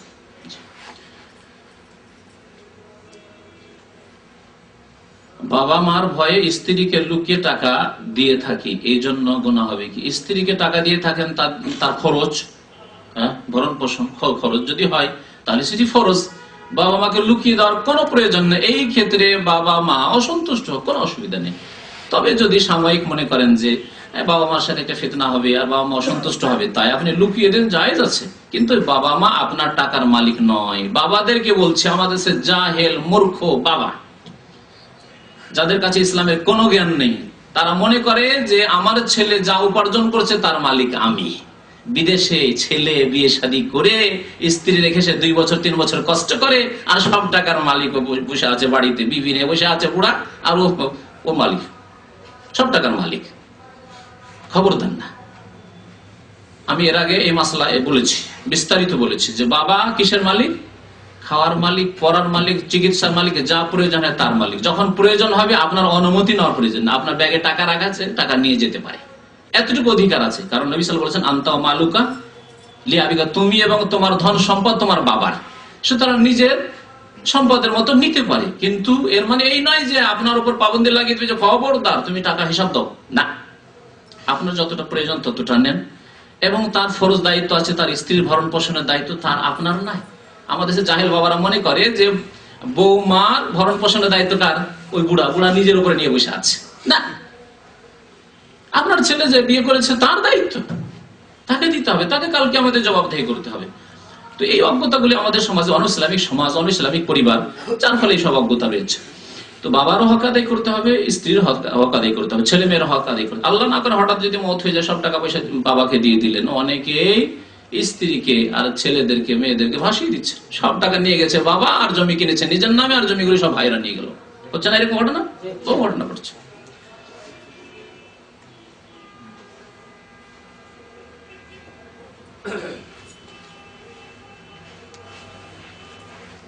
যখন আমি অসুস্থ হয়ে পড়ি তখন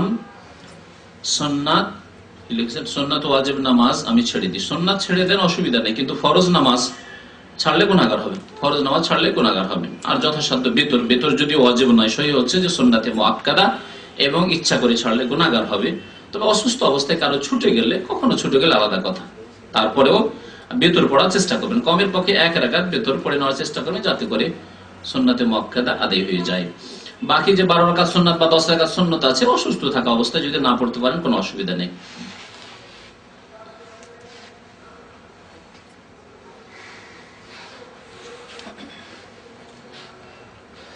এক ভাই জিজ্ঞেস করেছেন যে স্বামী স্ত্রীর সহবাসের সময় ঘরে কোরআন থাকে, তো এই অবস্থায় কি কোরআনের অসম্মান করা হবে? আল্লাহ হিদায়াত করেন।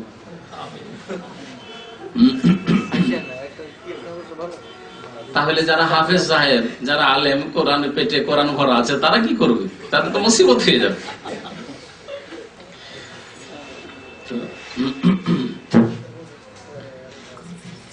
কোরআনের সবচেয়ে বড় অবমাননা যে কোরআনের বাস্তবায়ন না করা। আল্লাহ 100 বারের বেশি আকিমুস সালাহ নামাজ কায়েম করার কথা বলেছেন, আর 5 ওয়াক্ত নামাজ কায়েম করে না, সবচেয়ে বড় অবমাননা। আপনার স্ত্রীর একটা আদেশ, হোম মিনিস্টারের একটা আদেশ হলে আরে নিয়ে যেতেই হবে, আমার স্ত্রী এটা মালা চেয়েছে, একবার বলেছে শুধু। আর আপনার শাশুড়ি, আপনার শালা শালি যদি বলে আমার শালি বলেছে, ওরে হোম মিনিস্টারের বউ না বল, তাই না? তার কত গুরুত্ব। আর যে আল্লাহ পাক রব্বুল আলামিন সৃষ্টি করেছেন, রিজিক দিয়েছেন, আপনার চাকরি দিয়েছেন, আপনার শ্বাস প্রশ্বাস দিয়েছেন, আপনার চোখ দিয়েছেন, নাক দিয়েছেন, কান দিয়েছেন, ব্রেন দিয়েছেন, বিদ্যা দিয়েছেন, বুদ্ধি দিয়েছেন, ইলম দিয়েছেন, তিনি বলছেন আকিমুস সালাহ, নামাজ কায়েম করার। ফজর পড়েন না, 4 ওয়াক্ত পড়া মুসলমান, জুমা পড়া মুসলমান, খেয়াল খুশি পড়া নামাজ পড়া মুসলমান, প্রবৃত্তির অনুসারী মুসলমান। কুপ্রবৃত্তির পূজা করেন, মন হইলে নামাজ পড়েন, না হইলে পড়েন না, আপনাকে পড়াই কে? সবচেয়ে বড় অবমাননা কোরআনের, যে কোরআনের বাস্তবায়ন জীবনের প্রতি নিহিত করা। এটা হয়ে গেছে মনে হয়। হ্যাঁ, এইগুলো হয়নি, পড়ে পড়ে দেন, তাড়াতাড়ি হবে, সময় যথেষ্ট হয়ে গেছে।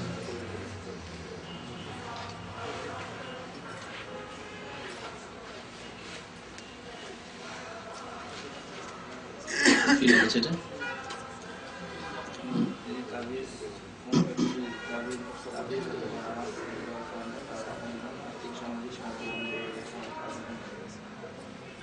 কেউ যদি তাবিজ করার জন্য, হ্যাঁ, ও আচ্ছা, একটা লোক হেদায়েত হলো আর তাবিজ ছেড়ে দিল, অথবা কি করলো না বুঝতে ভুল করছেন,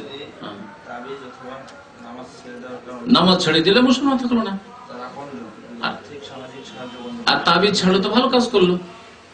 কেমন কথা হইলে একটা করার কাজ, একটা না করার কাজ।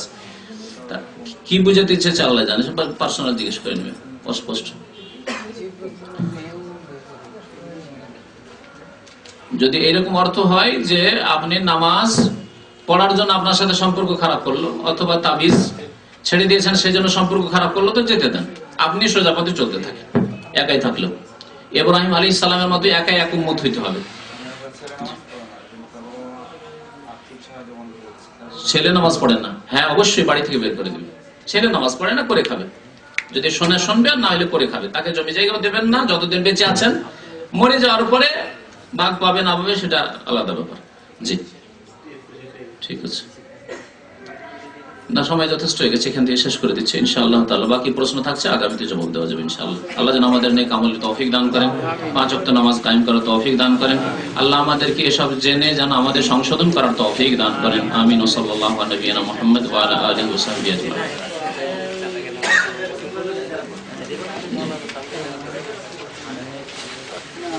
যেসব ভাইরা প্রশ্ন করবেন, সৃষ্টি করেছেন তিনি সবকিছুই করতে পারেন। আল্লাহ পাক রব্বুল আলামিন দাড়ি পাল্লা কায়েম করবেন। নবী করিম সাল্লাল্লাহু আলাইহি ওয়াসাল্লামের হাদিস রয়েছে, সহিহ বুখারী শরীফের শেষ হাদিস। নবী সাল্লাল্লাহু বলেছেন কালিমাতানে, 2টি কথা রয়েছে, 2টি বাক্য রয়েছে। খাফিফাতানে আলাল লিসান, জবানে বলতে অত্যন্ত হালকা, উচ্চারণ করতে অত্যন্ত হালকা, বেশি কষ্ট না, বেশি সময় লাগে না। আর সাকিলাতানে ফিল মিজান, দাড়ি পাল্লাতে অত্যন্ত ভারী, বলতে খুব সহজ কিন্তু আল্লাহর দাড়ি পাল্লায় মিজানে খুব ভারী।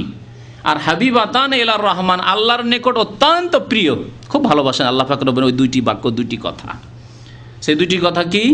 সুবহানাল্লাহি ওয়া বিহামদিহি সুবহানাল্লাহিল আযীম, সুবহানাল্লাহি ওয়া বিহামদিহি সুবহানাল্লাহিল আযীম। এগুলি হচ্ছে জিকির আজকার।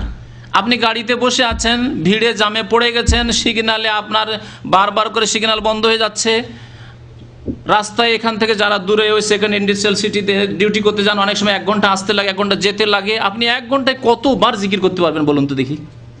কখনো সুবহানাল্লাহ ওয়া বিহামদিহি সুবহানাল্লাহ, একবার বললে আল্লাহর কাছে এত প্রিয় যে আপনার দাঁড়ি পাল্লা, নেকির পাল্লা ভারী হয়ে যাবে। কতবার বলতে পারবেন? হাজার হাজার বার বলে ফেলতে পারবেন আপনি। লা ইলাহা ইল্লাল্লাহ কখনো বলছেন, কখনো সুবহানাল্লাহ বলছেন, কখনো আলহামদুলিল্লাহ বলছেন, কখনো আল্লাহু আকবার বলছেন, কখনো আপনি আস্তাগফিরুল্লাহ বলছেন, আল্লাহর কাছে মার্জনা কামনা করছেন, এইভাবে লা হাওলা ওয়ালা কুওয়াতা ইল্লা বিল্লাহ বলছেন। বিভিন্ন রকমের দোয়া আর ইস্তিগফার আর তাসবিহ তাহলিল এগুলি আপনি করতে থাকবেন। এগুলি হচ্ছে সুন্নতি জিকির আজকার। আমাদের দেশে সুন্নতি জিকির আজকার নেই, এই স্থান দখল করে নিয়েছে বিদাতি জিকিরে। বিদাতি জিকির, পীরদের তরিকাতের যতগুলি জিকির সব বিদাতি জিকির। ইল্লাল্লাহ ইল্লাল্লাহ আর লা ইলাহা ইল্লাল্লাহ যদি বলে তাহলে স্পেশাল বিশেষ তরিকাতে আর আপনার বিশেষ অনুষ্ঠান করে আর চোখ বন্ধ করে আর 6 লতিফাতে এই করে তার আমলকে নষ্ট করে দিল। যদিও লা ইলাহা ইল্লাল্লাহ পড়ে, সুন্নতি জিকির করে, বিদাতের কারণে সে আমলকে নষ্ট করে দিচ্ছে।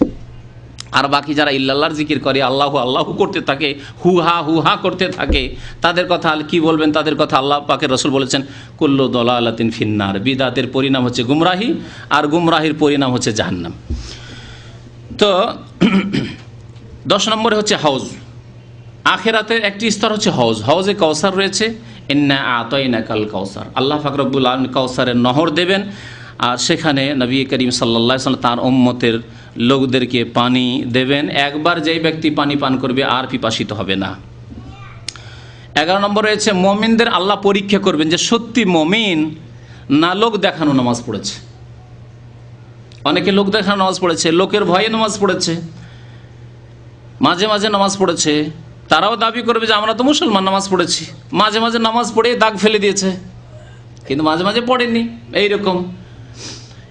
তো তাদেরকে আল্লাহ পরীক্ষা করবেন, এই মুসলিমদের পরীক্ষা হবে। আল্লাহ পাক এই পরীক্ষার কথা সূরা কালাম আয়াত নম্বর 42 ইরশাদ করেছেন, ইয়াউমা ইউকশাফু আন সাকিন। আল্লাহ পাক রব্বুল আলামিন নিজের পা উন্মুক্ত করে দেবেন, খুলে দেবেন। এই আয়াত দ্বারা বোঝা গেল যে আল্লাহ পাক রব্বুল আলামিনের মোবারক কদম রয়েছে, পা রয়েছে। ওয়ায়ুদাউনা ইলা সুজুদ, এবং সেজদার জন্য আহ্বান করবেন আল্লাহ পাক রব্বুল আলামিন, ডাকা হবে। মুমিনদেরকে বলা হবে সেজদা করো। মুমিনরা সেজদা করতে পারবে, কিন্তু মুনাফিক যারা লোক দেখানো নামাজ পড়েছে, কখনো কখনো নামাজ পড়েছে কারো ভয়ে, কারো আশাতে, কারো কাছে কিছু আশা রাখে, এই জন্য। কারণ অনেকে বেতন বাড়ানোর জন্য নামাজ পড়ে, মোদির ভালো কফিল ভালো, নামাজ পড়লে বেতন বাড়ে, বেতন বাড়ার জন্য নামাজ পড়েছে। অনেকে শ্বশুর বাড়ি গিয়ে শুধু নামাজ পড়ে, হ্যাঁ।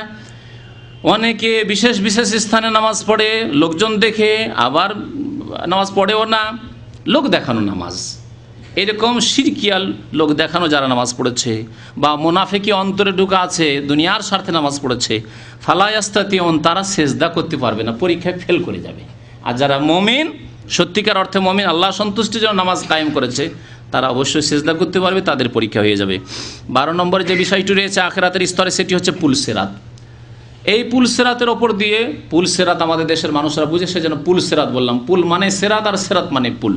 যেমন লাইলাতুল কদরের রাত, হ্যাঁ, বা সবে কদর রাত, সব মানে রাত, আর লাইলাতুল মানে রাত, আর রাত মানেও রাত। তো আল্লাহ পাক পুল কায়েম করবেন জাহান্নামের ওপরে। জাহান্নামের ওপরে পুল থাকবে, এর ওপর দিয়ে অতিক্রম করে যেতে হবে।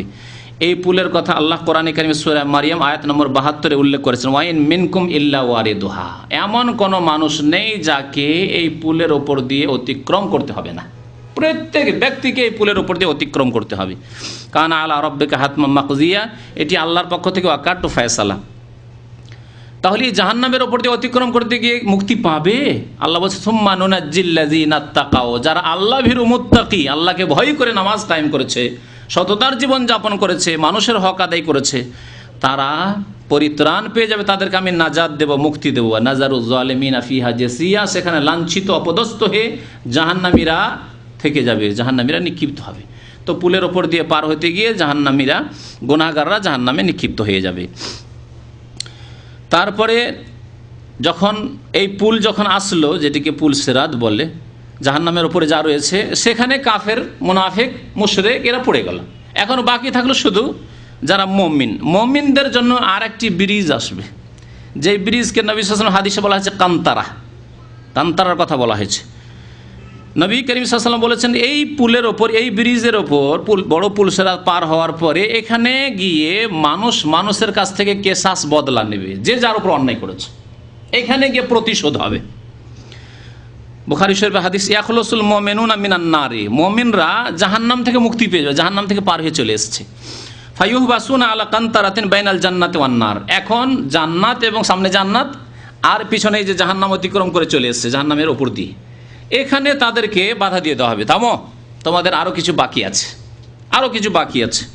ফায়ুক্তাসু লিবাযিহিম মিন বায, এখানে গিয়ে কিসাস হবে, কিসাস। কেউ কাউকে মেরেছে, কেউ কারো টাকা বেইমানি করে নিয়েছে, কেউ কারো জমি বেইমানি করেছে, বাড়ি ঘর বেইমানি করে দখল করে নিয়েছে, কেউ কারো কাছে ধার নিয়েছে তারপরে উধাও হয়ে গেছে, কেউ কাউকে গালি দিয়েছে ইত্যাদি। লড়াই ঝগড়া মানুষের যতগুলি হক রয়েছে এখানে কিসাস শুরু হবে। এইখানে কিসাস বদলা যে হবে কি দিয়ে? টাকা পয়সা আছে, দুনিয়াতে টাকা ধার নিয়ে আপনি দেননি, বেইমানি করেছেন, ওখানে কি দিয়ে আপনি পরিশোধ করবেন হক? নেকি দিতে হবে। নেকি দিতে দিতে অনেকের নেকি ফুরিয়ে যাবে, নেকি শেষ হয়ে যাবে, জাহান্নামে চলে যাবে। জি,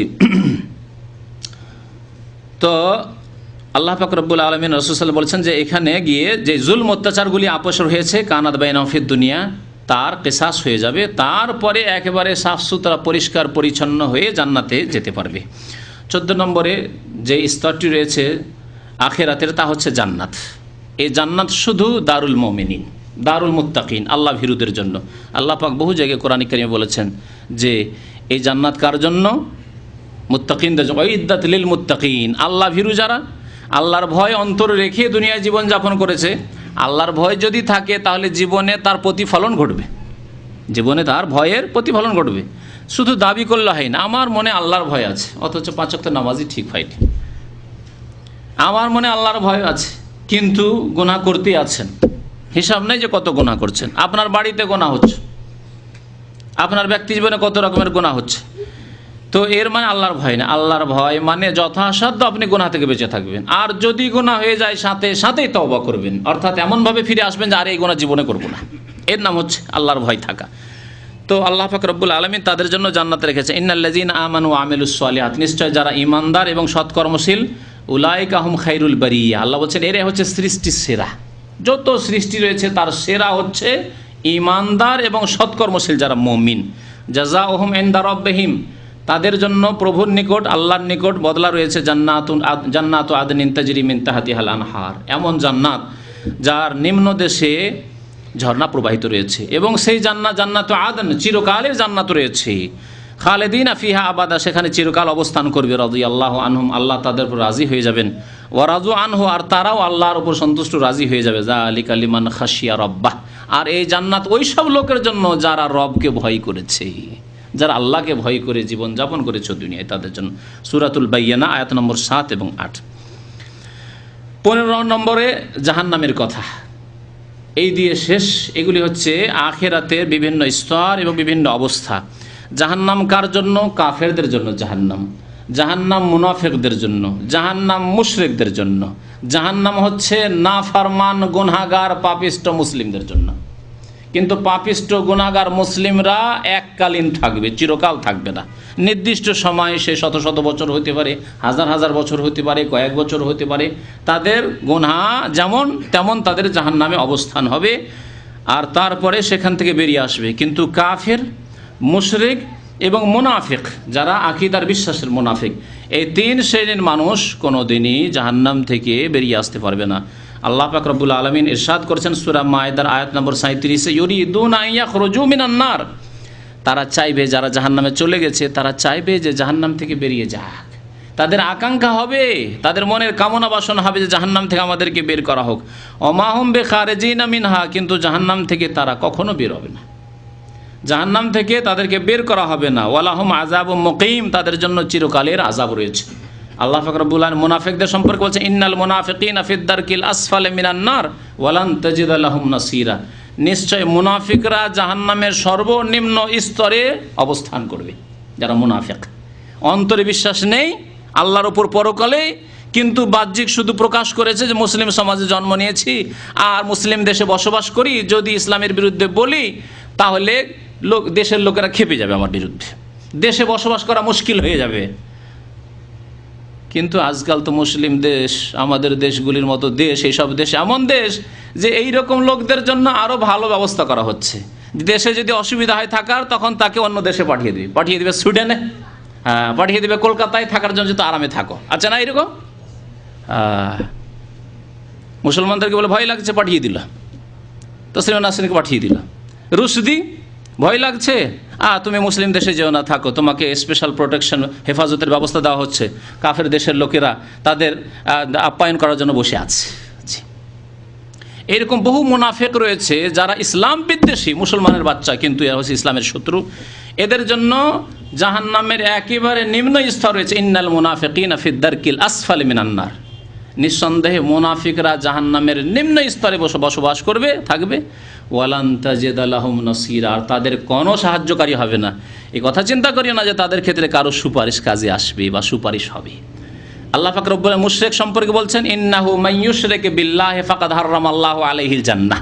আল্লাহর সাথে যারা শিরিক করে এই অবস্থায় মারা যাবে, কবরে সেজদা করে, প্রতি বছর যায় আজমিরে চাদর চড়াতে, আটরশিতে ভান্ডারিতে চাদর চড়াতে যায়।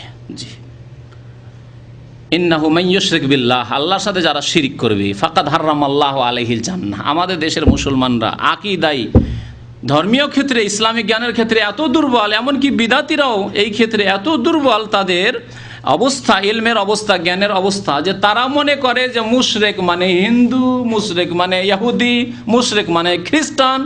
আর মুসলমান কবরে সেজদা করে করে করে সারা জীবন কাটিয়ে দিল এই মুশরিক হয়ে, নিজেকে মুশরিক মনে করে না। হিন্দুরাই শুধু দোষ করলো মূর্তি পূজা করে, আর 3.5 হাতের কবর পূজা করে মুসলমান থেকে গেলেন।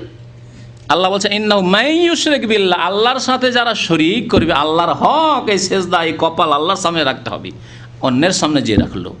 আল্লাহর হক হচ্ছে একমাত্র আল্লাহর কাছে দোয়া করো, উদউ রাব্বাকুম, আল্লাহ বলছেন রবের কাছে দোয়া করো। আর আপনি রব বানিয়ে এলেন ইয়া খাজা বাবা মাদাদ। আমাদের দেশের কত মসজিদে, কত মাদ্রাসায়, আর কত বাড়িতে আর গাড়িতে লেখা আছে ইয়া গৌসুল আজম আব্দুল কাদের জিলানী, হে মহান উদ্ধারকারী আব্দুল কাদের জিলানী। আর কত কিতাবে, ইসলামিক লাইব্রেরি যেগুলো বলা হচ্ছে, সেসব লাইব্রেরিতে ঢুকেন আর দেখবেন কুতুবে রব্বানি, কুতুবুল আলম, সারা বিশ্বের কুতুব, অর্থাৎ সারা বিশ্বকে তিনি ধারণ করে রয়েছেন। এই কুতুবের অর্থ সারা পৃথিবী তার মুঠে, ইচ্ছা করলে সারা পৃথিবীর হেফাজত তিনি করতে পারেন, আর তার ছাড়া হেফাজত হতে পারে না। কুতুবে আলমের বহু আলেমদেরকে আর ওই সুফিদেরকে কুতুবে আলম বানিয়ে রেখেছে, আর ওই সব কিতাব বইগুলি ইসলামিক লাইব্রেরিতে বিক্রি হচ্ছে।